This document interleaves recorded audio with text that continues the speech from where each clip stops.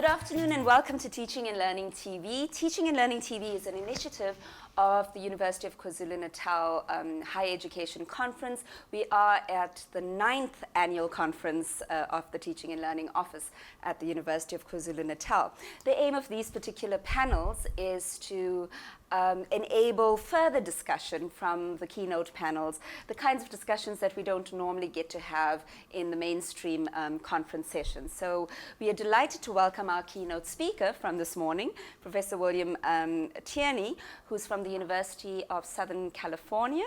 And we're going to invite him to say a little bit more about himself in a little while. But I'd also like to introduce you to our members of this very distinguished panel that we have here. Dr. Naina Amin from the School of Education here at the University of KwaZulu-Natal, and Dr. Thabo Msibi, also from the University of KwaZulu-Natal and in the School of Education. So, William, may I call you William? Of course. William, please say a little bit more about yourself. I've been at USC, is what we call it. I've been at USC for 21 years. Before that, which is a private university, a private nonprofit university in the United States. And before that, I was at a public university, Pennsylvania State University, other side of the country. Most of my work pertains to access and equity for low-income, first-generation youth. And then I'm also interested in educational reform at the university level. Great. Thank you. And thank you for your very inspiring keynote this morning. And we look forward to having further discussion with you.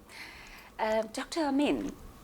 Hi, I'm Naina Amin from the School of Education. And I have varied interests in higher education, medical education, gender and teacher education. And I'm hoping to pull out some of the themes regarding access to those very disciplines. Thank you. Welcome. Thabo. Hi, my name is Thabo Msibi. I work in the School of Education.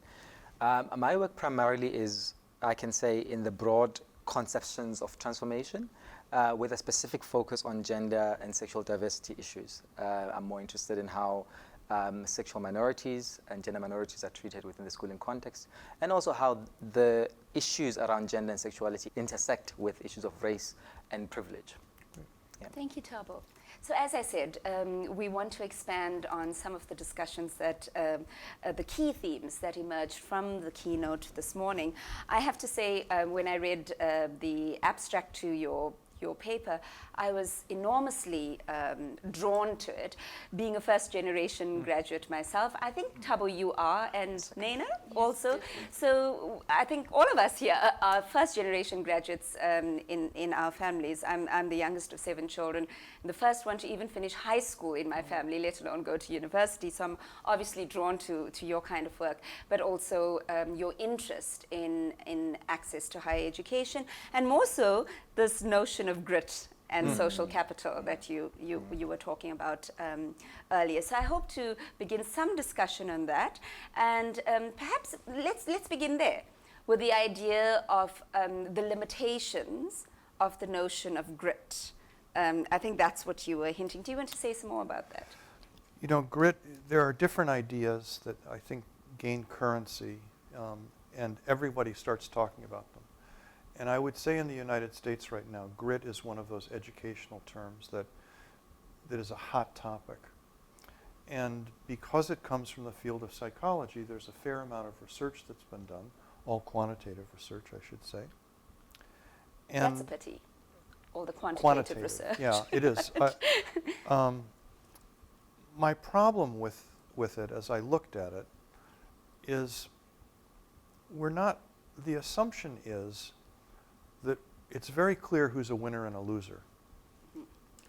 And again, you know, what I said this morning is, I think if you're a parent, it's certainly you're going to tell your son or daughter to do good, to work harder, you know, to show determination. But sometimes I think personal analogies make sense, and when you bring them up to the systemic level, they might also. But sometimes they don't. And this is one of those terms that I don't think works at a larger level. Because at a larger level, we've got to think of all these different interactions that are happening within the school. It's not simply, if this kid works hard and this kid doesn't work hard, then this one's going to succeed. Because we all know that we come to school with many different strengths and weaknesses. And those strengths and weaknesses aren't because of me, it's because of the situation that I've had. So how do we understand the relationship, our responsibility, our meaning the larger society, whether it's the government or the school system or the school or the neighborhood and community, and put that into context with the children who need to show grit. And one other thought I should say is that, you know, in the last 15 years, I've spent a lot of time with kids in schools. And I know that there are some kids who fail, or they're lazy or whatever. But the large majority of kids that I deal with will rise to the level of expectations, but they have to know what they are. And if we have very low expectations for you, that's what we'll do. I think oftentimes in schools people don't think of, they think of how we think you should spend time rather than how students actually spend time. You know, the students that I work with are actually very busy young people. They get up at 6:30 in the morning, they have breakfast, they run to school. They may not use time the way we want it to be, but they think they're being effective. So then what do we need to do? How do we reform things? Right. And I think in the South African context at least, this discussion around personal responsibility versus the structural inequalities that we've had to face is a pertinent one, and one we've been having for the last 21 years of our democracy. But I wonder if there's something more. How do we, of course there's that tension between personal responsibility and structural inequalities, but is there something more to this than just the question of grit versus structural inequalities that possibly don't enable access? Thabo, Nena, ideas? I was just thinking as you spoke about it, that we expect grit from students, or that they have to have this elusive quality. What about teacher grit? You know, where does that factor in? What about our resilience to bring? Because of course, as you rightfully say, that we are the keepers of standards, not the students that we get. And it's about how high we raise the bar. And often we're quite complacent. And so a low bar suits us quite well. And so we need grit to raise the bar and keep it up, to maintain that kind of achievement that we want them to accomplish.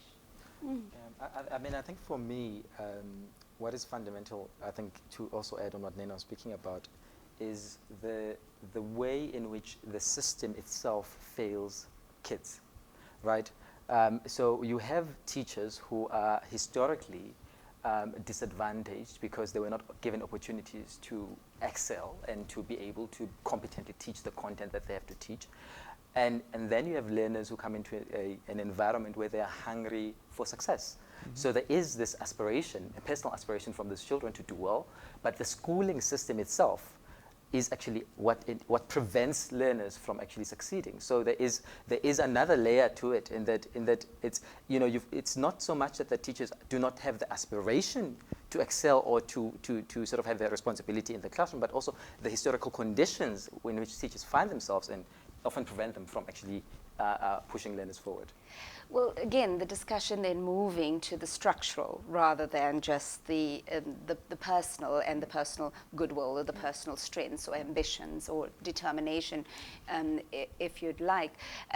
But you know, Bishop Camara, this bishop from Latin America, once said famously, when I give food to the poor, I'm called a saint.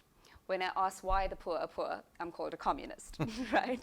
And so, I think for me, what I'm asking is, what are the questions that we need to be asking about the, if it's not grit, let me put it that way. If it's not grit, and if it's not social capital, then what is it?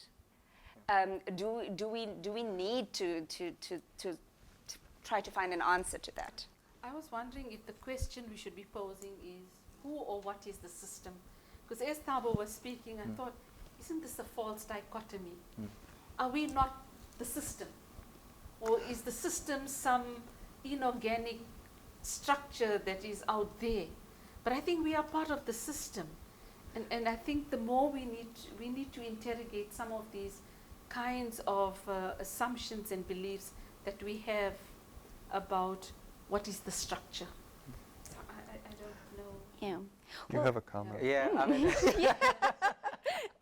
no, I hear what Nena is saying, but I think that there is a problem if we're going to reduce the system simply to us alone. I think we are the system, of course. Yes, we do contribute to making the system work and what we're told to do via the state and via other operators that are functioning.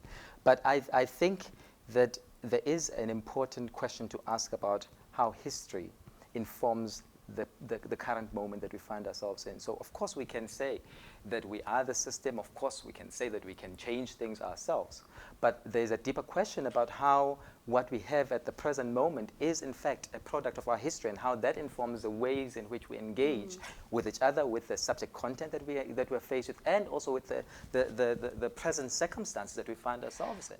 So I mean, children who grow up in townships in South Africa do not choose to be there, right?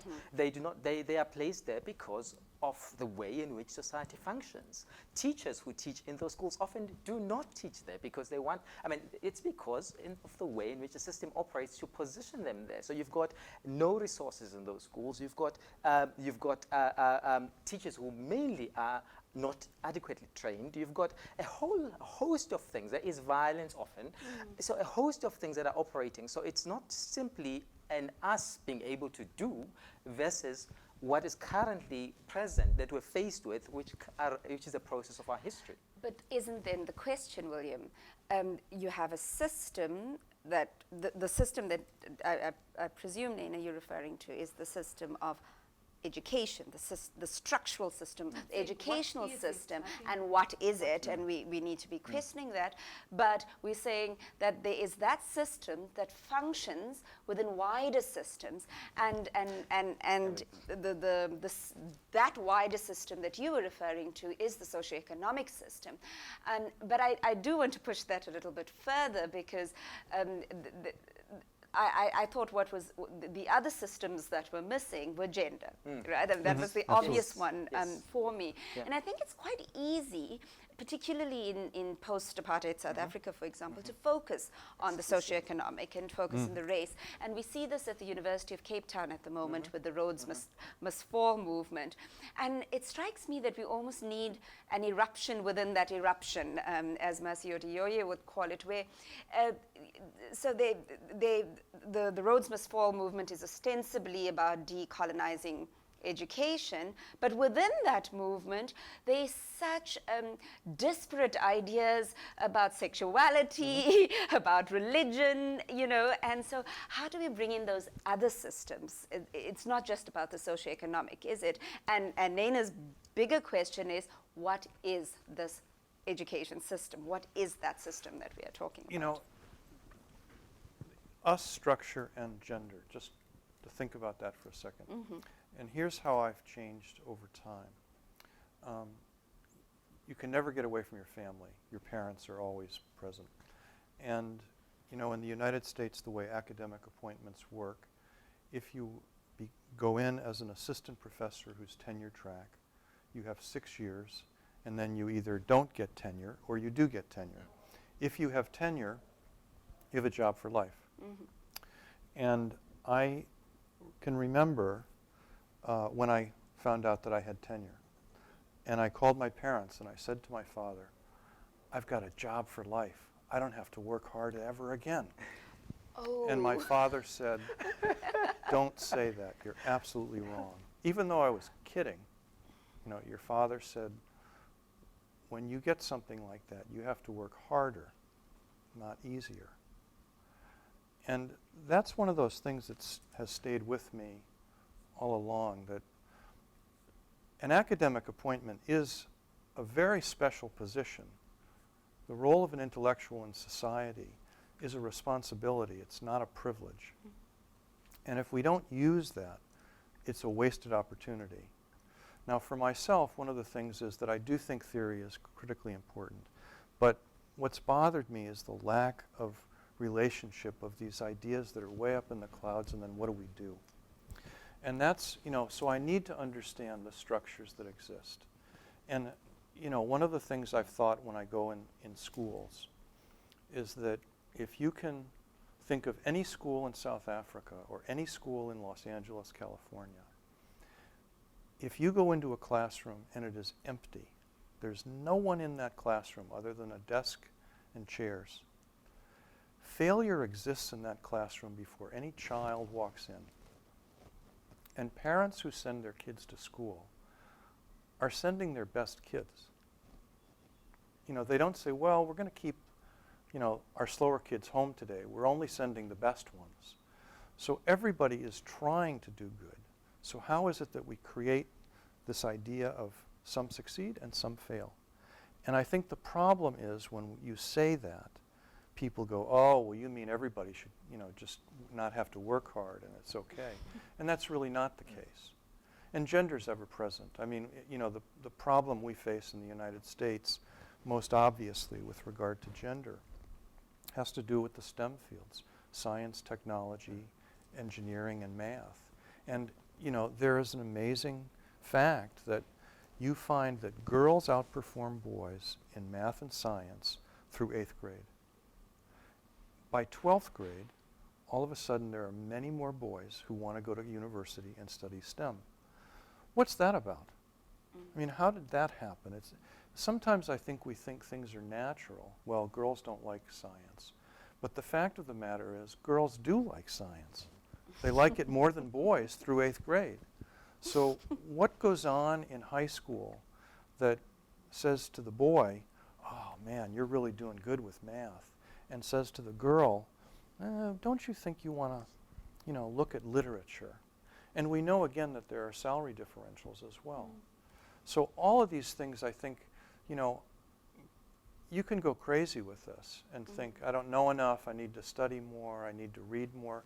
I think any engaged academic, you can never read enough. It's one of the things I always say to my grad students is that it's what I've learned is not how much I know, it's how little I know.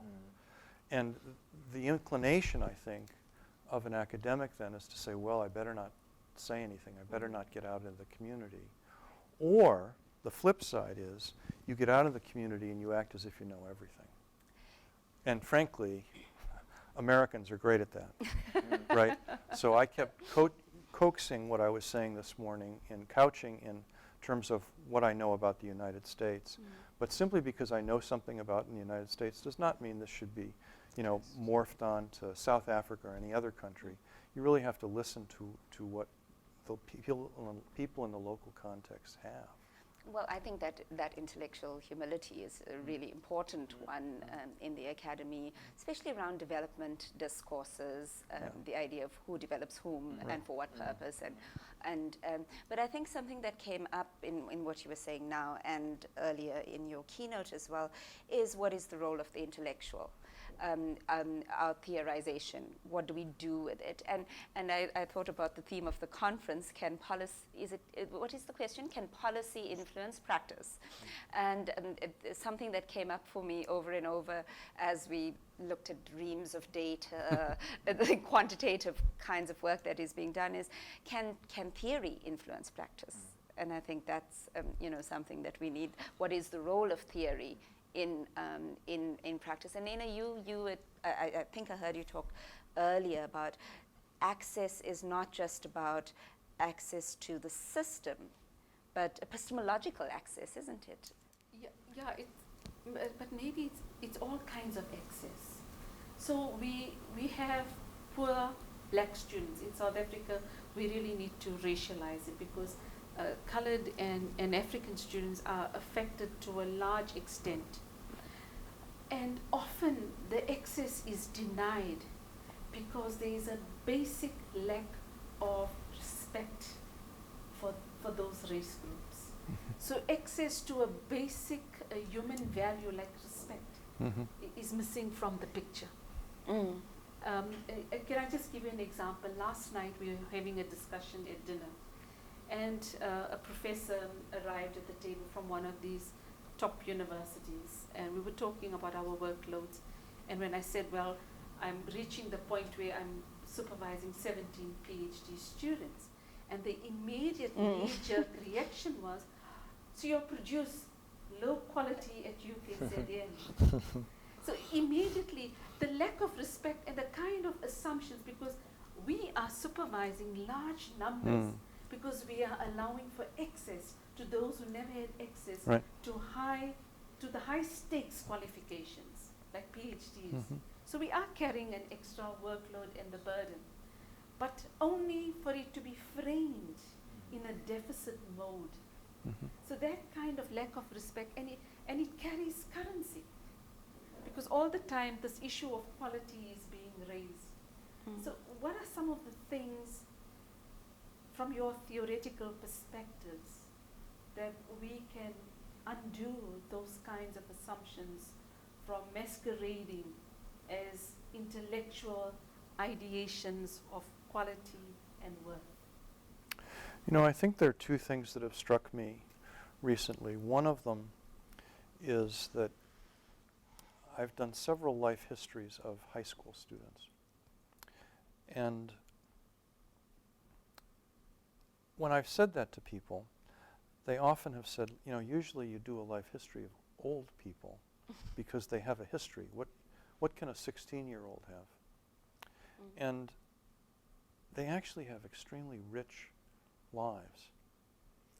And people don't ask them about their lives. You know, and it's hard, I think, sometimes within context. It's hard for a mother or father to ask a 16-year-old what's going on. And if a teacher asks, you can get in trouble. But they can tell me whatever they want. And part of it is for me to help them write an essay that goes to university. But one of the things I will be upfront about with kids is I'll say something like, you know, you and I are very different. And you're African American and I'm white. I have a PhD and you're a high school student, but I really need to know what's going on.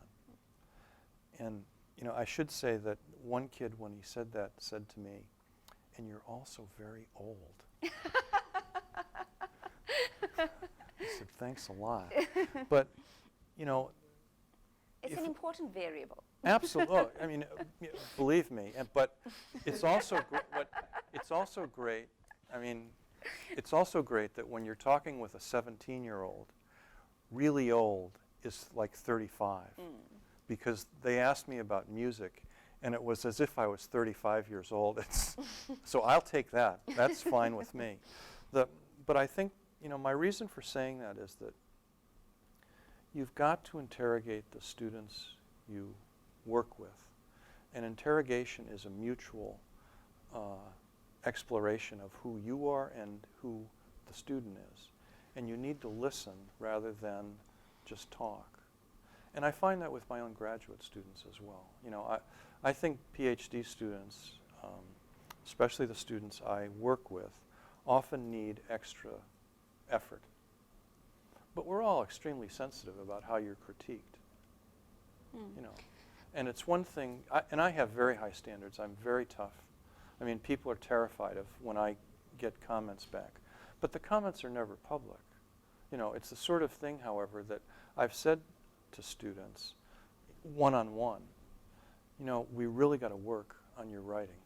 And I'll never embarrass you in public, but, you know, if you're going to make it, you've got to work on this.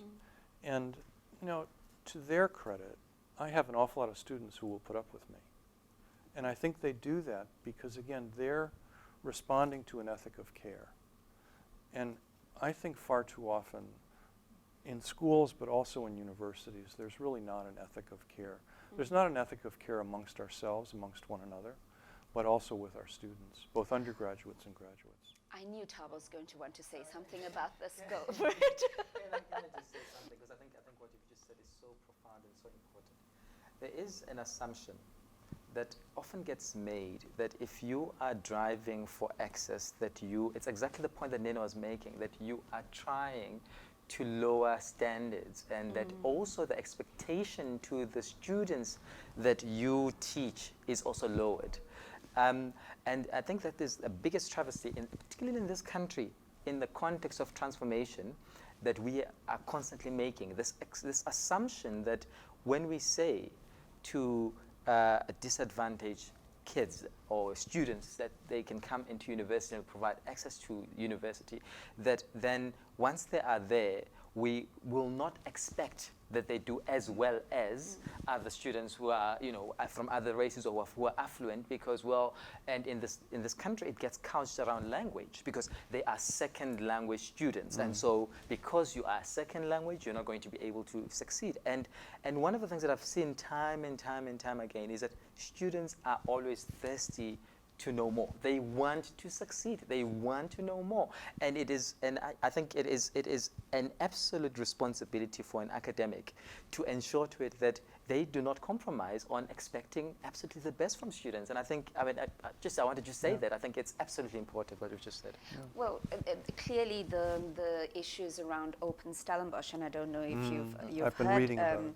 and read some of this, but that's what's been happening at the moment, that the issue of transformation, as Thabo is saying, is getting couched around issues of language. But within that, nobody is paying attention to the ethic of care, the ethics of respect that gets lost in that in that debate, and how this actually it's almost language is a euphemism or for quality. So it's used in that way. And I was thinking about the comment that Sarah Palin made about, well, if you come to this country, you're going to have to learn to speak American. And while, it's funny, the truth is that there is a particular discourse that we're wanting to give access to, but there's also a particular discourse that we're wanting to withhold. And I thought that your idea earlier about the honesty that's needed between the intellectual and those we research, your interaction with the 17-year-old is really an important one. But I think, if I remember correctly, you did go to Gramsci, didn't you, about the organic intellectual. Do you want to say a little bit more about that? One of the things I was thinking as you were speaking is a couple of years ago I was in a school, and when I go to a high school, I'm never really sure what I should dress or how do I introduce myself, and because you don't want to scare kids. So generally I'll just wear a shirt and jeans, and I'll introduce myself as Bill Tierney. And some years ago I was in the college room, and I was here, and I had two students working with me. And this one guy was a baseball cap turned backwards and sort of a cool kid. And this young man was a very respectful kid. And I'm working with both of them, and at one point this kid says, "Hey Bill, look at this. I need some help on this." So I go to that. And then at some point this guy says, "Professor Tierney, I need some help." And this kid looks at me and he goes, You're like a professor?" And I said, "Yeah, Bill." And I think there lies the problem, is that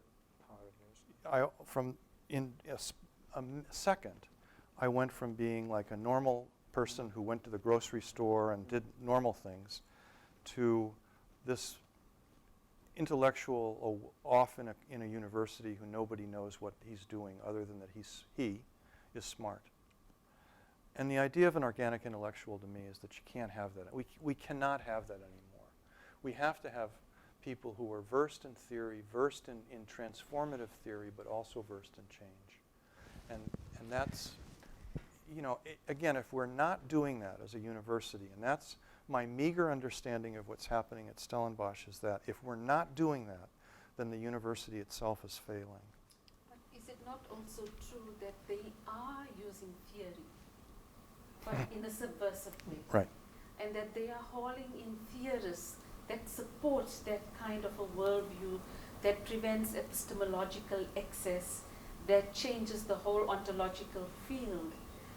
And so we're having all these kinds of problems. So theory is useful and dangerous. Absolutely. And so, of course, if you're an astute professor, particularly like at Stellenbosch, then you can really deploy it to suit a particular argument. But then it also demands that all of us are able to theorize equally well, to break down and shake down those kinds of claims that are being made around excess, around equality, quality, and excellence, and so on. So I agree with you that theory is important, even if it just helps us to recognize when a spurious theory is being used to back up a Yeah. spurious argument. Right. But Thabo, does that come down to competing theories? Whose theory is better? My theory is better than yours. Yeah. I wanted to go back to the earlier comment that you just made before Nina spoke about almost theory having to influence what we do in practice. Because I think where we're losing it in South Africa is that we're very good at theorizing. We're very good at saying, well, let's just go out there and let's try and understand that and leave it at the level of theorization.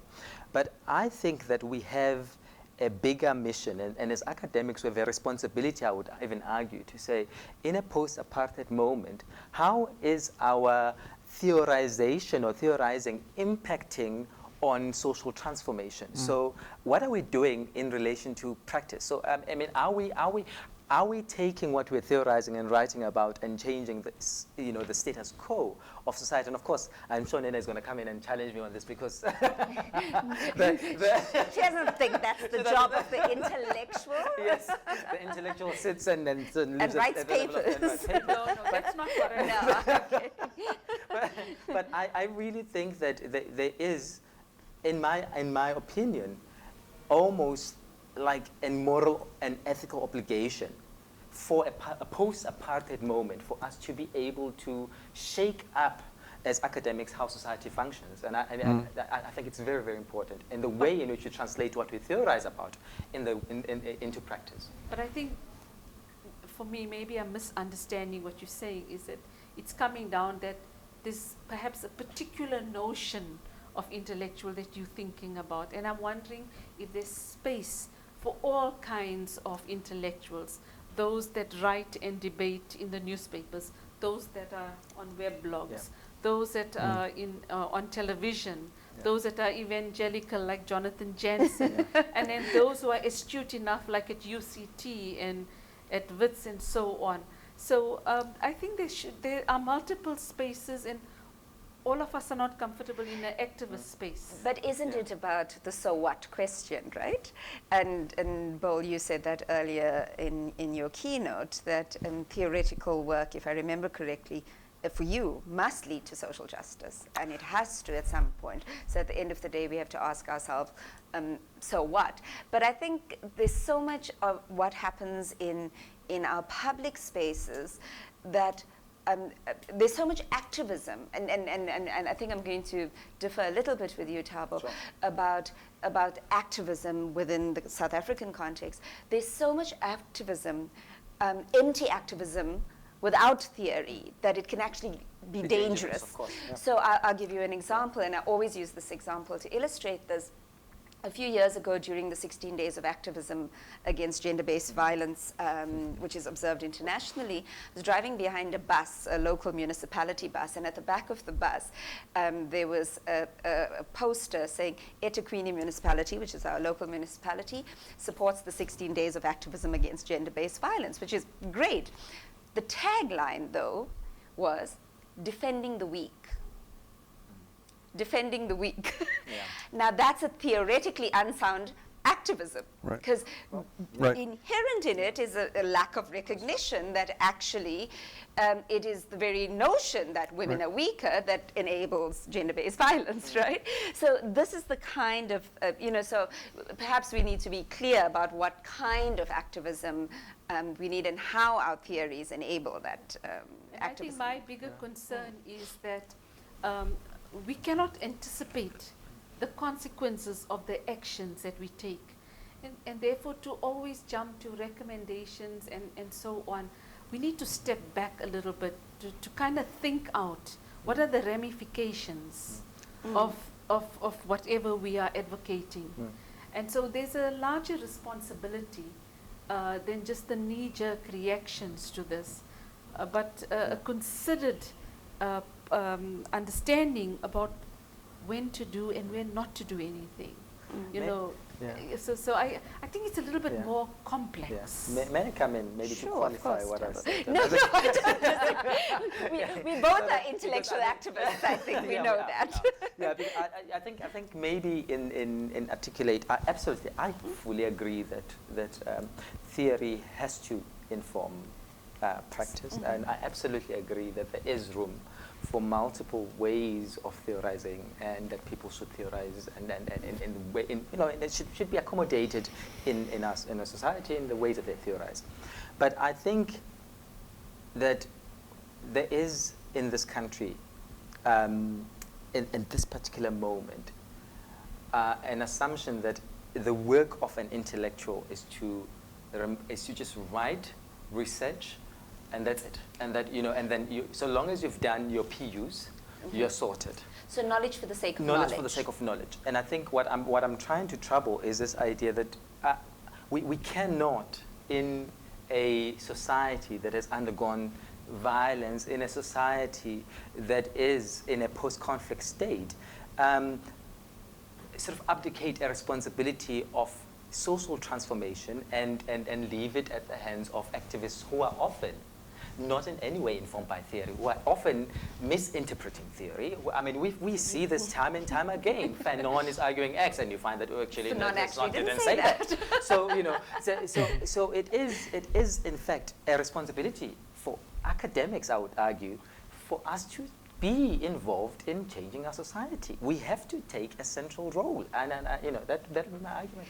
And is that not what you were talking about earlier, Bill? Is how do we develop what you called, if I heard you correctly, citizenship skills in our students, right? Yeah, and you know, one of the things that's interesting, I don't know how it is in South Africa, but in the United States, if we're talking about policy reform, those people who do policy reform, they generally don't say, oh, we want to go to the academics to get what we should do. Now, I think that's a problem. And generally, our response is, here's my 30-page article. You have to read this article, and then you'll understand things. And that's not the way it works anymore. Right. So, you know, in the last 10 years, I've written a lot of op-eds. And frankly, the manner in which we're participating right now is relatively nice. You could say to me that what I've said is silly, but it's still relatively nice. In the op-ed world, where people write responses to you, it's not nice at all. They say things about you that are... And there's also a very different challenge. I'm writing an article now that will be done someday. With an op-ed, they need it tomorrow. And there lies a very different learning experience that somebody needs to do. Blogs are very different. I also, you know, I got onto Facebook because I wanted to understand how young people use Facebook. Now I use it a lot. But one of the interesting things to me was, and this is where do we have the right to speak? So this summer, there were some shootings in the United States yet again, and some African Americans died. And it was in a church. And I have a handful of African American students, and what was interesting was I said to them at some point, one by one, I said, do you think I should say something about that? And like that, they said, absolutely. And I said, really? Because it's not about education. Why should I say something? And they said, well, you talk about everything else. And the interesting thing is that one of my students wrote something. And I posted that on Facebook and had a response to his point. And what he was saying is everybody can talk an awful lot about there was an issue at the University of Wisconsin, and it still continues, but people get shot in a church and we don't talk about it. And we posted that. And that got more hits than anything else that I've put on Facebook. Great empowering experience for this guy, a graduate student, and a learning experience for me as well. That's the thing, is that these things are always, that has to be not simply that I'm giving you something. It's a two-way street. I think this idea of writing opinion editorial pieces, speaking into the public space, it being the role of the intellectual in the market square as it is a really important one. And I had a really bad experience recently myself. I don't know if you saw it, Thabo. I wrote a piece on why we should not have Men's Month in South Africa, and had vitriolic responses on an online thread. Everything from calling me a lesbian to I must have 9 cats and be very lonely and I just need, all sorts of those sorts of comments. But I think it was a space for me to engage as an intellectual. I didn't engage in the online thread, Right. but certainly I did put out, some thoughts. But as you were speaking about your Facebook ramblings, if you like. I shouldn't say intellectual ramblings on Facebook. But as you were speaking about that, I was thinking about the importance of social media as new avenues for data production. It's something that we have to do interviews, we have to have focus group discussions, and actually if you want to know about popular opinion, where you're going to get it. Yeah. And so this idea of, we haven't had a chance to speak about it, but innovation in research in higher education is something I think we need to be thinking about. I do see that our time is fast coming to a close, unfortunately, so I'm going to ask us to do a few parting shots. I'm going to start with you, Bol. Just a few lines of what has been meaningful for you in this conference. Well, it's made me think about South Africa. I know very little about the country, it seems to me that like the United States, but in a different way, you're at a turning point, and how you're going to turn, and again, what the universities do, what the academics do, is something that I need to keep watch of, because it's a vibrant country. What's the future for higher education here, and what's the future for academics to help that transformation rather than simply react to it? Thank you. Thank you very much. What do academics do, Nena? So I think the conference has been a good starting point to begin talking about access, success, excellence, quality, and so on.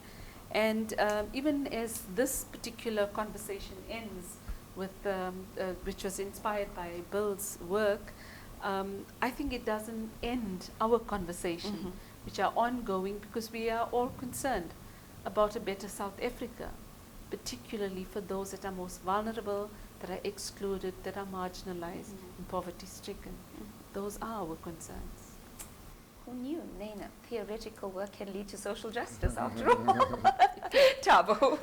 I think the conversation essentially highlighted that we are at a turning point as a country, and I think especially in the conference, in terms of the presentations that we've seen, we're seeing a serious engagement around what it means to provide access and what it means to actually open up higher education doors. I think if we do not respond in a serious and decisive way, the future of this country will not be what we desire it to be. Thank you. Thank you very much. And thank you for listening.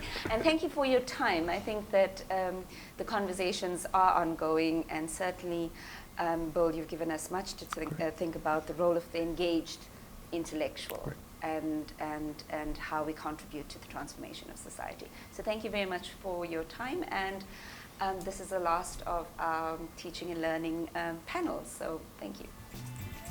Great.